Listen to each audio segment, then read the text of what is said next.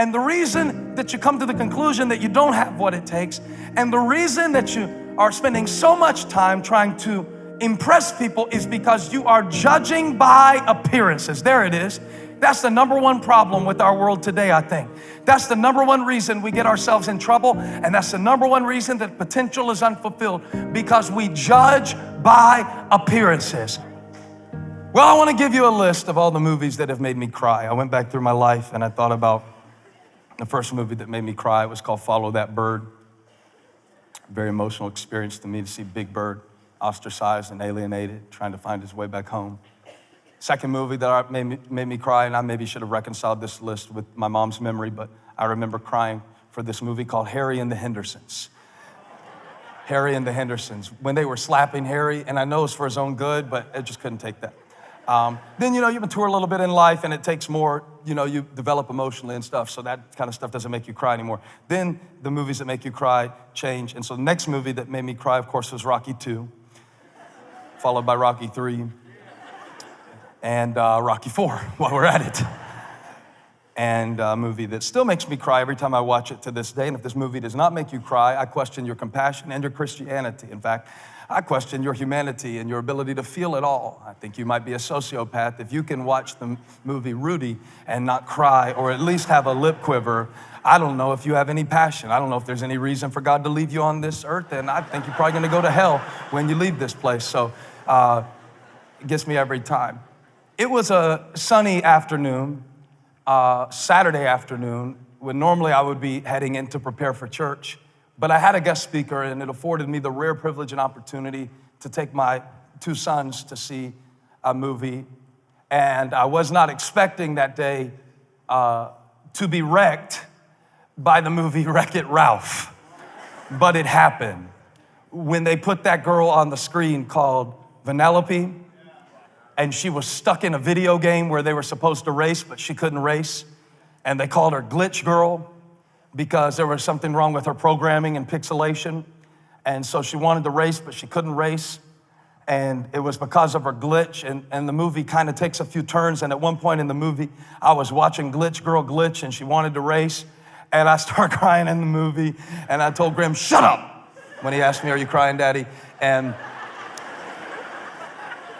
it just got me thinking about all the ways that my glitches have caused me to miss God in my life, and thinking about how many people would go further, faster, if they knew how to deal with their glitch. Just remind your neighbor again. They're not going to be offended because I made you say it. Just remind them one more time, you got a glitch. Just make sure that they're well aware of that fact. And well, I didn't say give them a whole paragraph of evidence.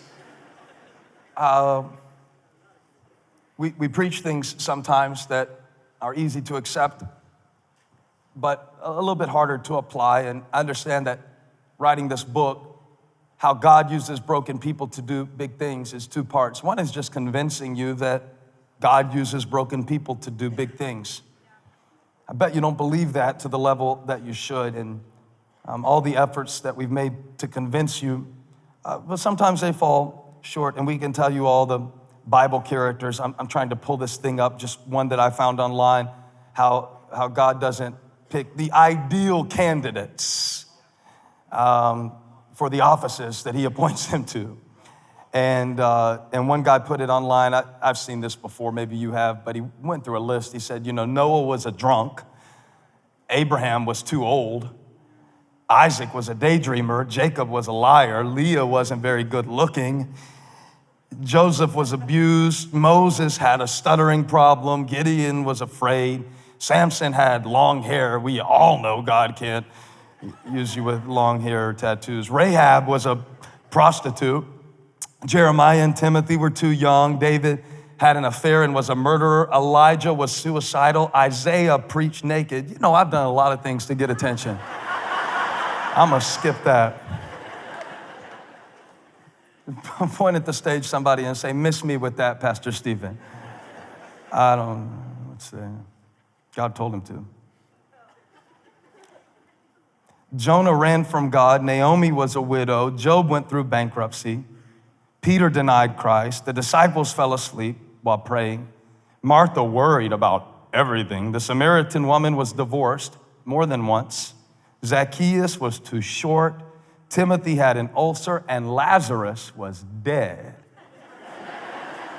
Now touch your other neighbor and say, what's your excuse? The question isn't, can God use broken people to do big things? I wonder, would you put my book title up, not my sermon title, my book title up one more time, just so you can see. I want to focus for week one on this one word, how God uses. How God uses. And I want to talk about how he does that. And of course, we could have no better consultant than Paul. I didn't put him in the list that I read because Paul is more known for his gifts. He was very gifted. Paul was very gifted. We know he was gifted because God chose him of all people to take the gospel to the Gentiles, and he was the first one to take it beyond the original Jewish converts along with Barnabas. He was very gifted. Paul was very gifted in debate and in reasoning, as well as philosophy, because he had studied under Gamaliel. Gamaliel was a part of the Jewish Sanhedrin, and he was known as a guru. So Paul had that kind of pedigree, added to the fact that he was a Roman citizen, which gave him entree and prestige into places that common people could not go. Makes sense God would choose him then to preach in Europe and in Northern Africa and parts of Asia, and to establish churches in the most strategic cities of his day. So we see him in Rome, and we see him in Athens, and we see him establishing churches in Philippi and Galatia and Ephesus and Corinth, just to name a few. But in 2 Corinthians, we watch him writing back to the church at Corinth, and he's having to do something that you would never imagine Paul would have to do at this stage of his life and ministry, considering his accomplishments. He's having to defend his credentials. How could a man that learned, and how could a man whose life had meant so much to so many, find himself in a spot where he's having to defend his credentials? In fact, I don't take it as much of a dilemma as I do as an encouragement to know that even Paul, at this point in his ministry, was still answering the question, do you have what it takes? I put that out there because if you thought that question was going to go away when you hit 40, and it didn't. If you thought that question was going to go away when you graduated high school, and it didn't. If you thought that question was going to go away when you got married, and it didn't. If you thought that question was going to go away when you first started making six figures, and it didn't. If you thought that question was going to go away, when you finally proved to your ex that you could get somebody to, and it didn't. Paul is at the pinnacle of his ministry effectiveness, and he's still dealing with people who are calling him unqualified. And so he deals with this question, and he confronts this challenge because what he has to do in his life is too important for him to leave these issues unconfronted. Now, I want to say that over your life today, whether you believe it or not, that what God has purposed for you to accomplish is too important for you to leave your issues unconfronted. Touch somebody and say, confront it. Sometimes you've got to take a stand for what you know God has called you to do. And sometimes that means standing against what others say, and sometimes that means taking a stand within yourself against yourself. Paul said, you can't strip me of my credentials. You can't take away from me what I know God has placed on me. I'm confident of it, he said. And the reason that you're getting into trouble, and the reason that you come to the conclusion that you don't have what it takes, and the reason that you are spending so much time trying to impress people is because you are judging by appearances. There it is. That's the number one problem with our world today, I think. That's the number one reason we get ourselves in trouble, and that's the number one reason that potential is unfulfilled, because we judge by appearances. But touch your neighbor and say, there's more to me than what you see. Turn to her and tell her, there's more to me than what you see. So don't judge me by what you see on the surface. Don't judge me by what I look like right now. That's what Paul was saying to these super apostles. They had permeated and pervaded the Corinthian church that he had established, and now they were claiming superiority over him and threatening to undermine the work that he had established. He wrote back to the church And he said, you need to take another look. Another look. I wonder how many things in our lives would look differently if we looked beneath the surface. That's it, beneath the surface. If you got past your first impressions. I want to preach a sermon one day, and I may preach it next week, and I may preach it in 3 years. I want to call it the estimation game. And I hadn't quite figured out everything I'll put in it yet, but it's just this idea that most of us vacillate between wildly overestimating what we can do without God and underestimating what we could do with Him. Because we look at it at the surface. And just in honor of the sermon that I may preach one day, I just want to give a little illustration or something like that. I want to play a little game with somebody right over here.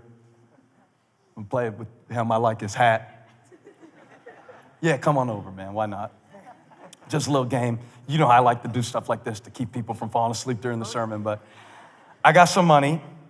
You like money? A little money. I'm gonna show it right here for everybody to see.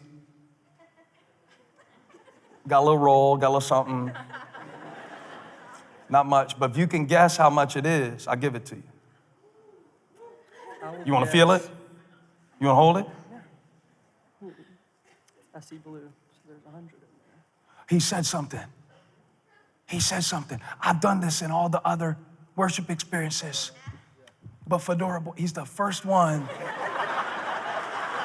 that did what he was supposed to do.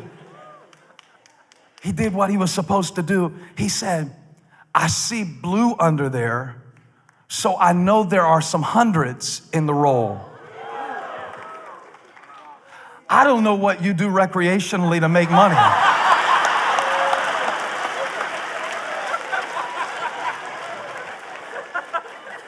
But touch somebody and say, look beneath the surface. See, he got it right. If you judge this stack by what you see on the surface, you are going to underestimate. But if you peel back and look, come on, I'm preaching and y'all don't even realize it. If you peel it back, you're going to see that there's more to the stack than you can see on the surface. That's my message. I wanted to let you know. You videoing? I'll preach to your iPhone. I don't mind. There's more to the stack than you can see on the surface. Touch somebody and say, I got layers. I got layers. And what you see is not all there is to me. And what I see in the mirror is not indicative of my ministry, of my life, of my potential. Take another look at me. Take a look at me now. Something's happening beneath the surface. I'm kind of struggling right now. I'm trying to get some stuff in order, but there's something inside of me that is greater. What I'm wrapped with is not indicative of what I'm made of. There's more inside of me. And if you notice, I walked away from him before he could guess the amount because I was scared he was onto something. That's why the devil's been fighting you, because he knows you're onto something. You're starting to see yourself in a new light. You're starting to see yourself in a divine divinity. I see the...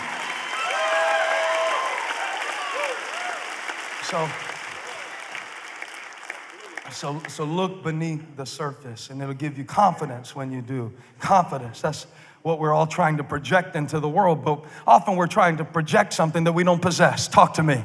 Often we're trying to project a confidence that we don't possess because we see our cracks. But Paul said that if you're confident that you belong to Christ, you should consider that I belong just as much as anybody. Now I want to make an announcement, and this is in the book, and I'm going to say it right now, and I'm going to say it to everybody who ever felt like you couldn't come to church because of your conflicts. I want to say it to everybody who ever felt like you didn't fit in a church because everybody was so pretty and so perfumed. I want to say it to everybody who has ever felt like that the presence of God is the last place you should be because of what your clothes smell like, because of who you've been hanging out with. Or I want to say it to everybody who came into church with a religious pretense that is much more impressive than your actual performance. I want to say it to everybody who feels like there are no second-class citizens in the kingdom of God.